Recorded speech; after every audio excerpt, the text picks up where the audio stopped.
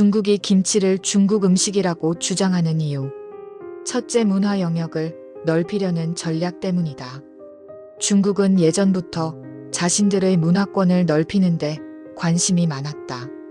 역사적으로 자신과 주변 국가 문화가 연결되어 있다는 논리를 자주 사용해왔다. 그래서 한국과 관련 있는 전통 문화 음식 명절까지 중국 문화권이라고 주장하는 일이 자주 발생한다. 김치 문제도 그 연장선으로 볼 수 있다.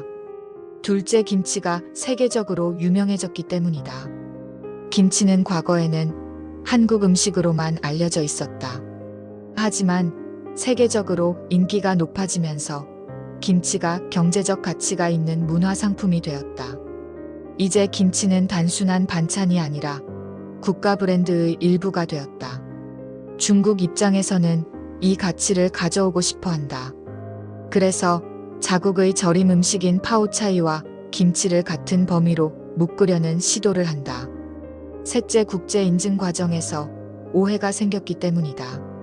중국이 파오차이에 대한 국제 표준 규격을 먼저 취득했을 때 일부 중국 언론이 김치까지 포함되는 것처럼 잘못 보도했다.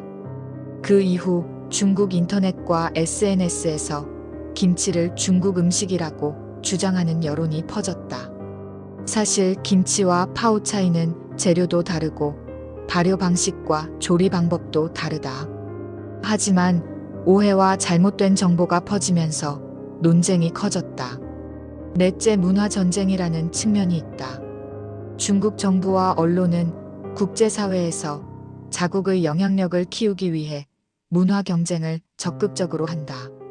한국도 세계적으로 한류가 강해졌다.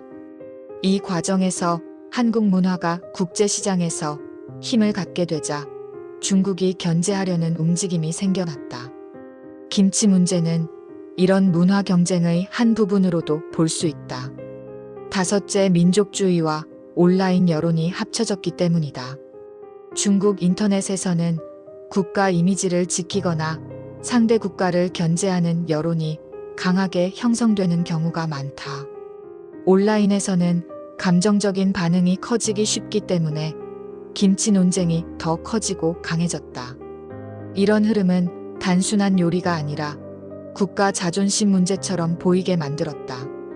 중국이 김치를 중국 음식이라고 말하는 이유는 음식 자체의 문제가 아니라 문화 경쟁, 경제적 가치, 국가 이미지, 전략, 민족주의가 모두 얽혀있기 때문이다. 김치는 한국의 고유한 전통 음식이고 이 점은 학술적 자료, 역사 문화 자료에서 이미 뚜렷하게 인정되고 있다.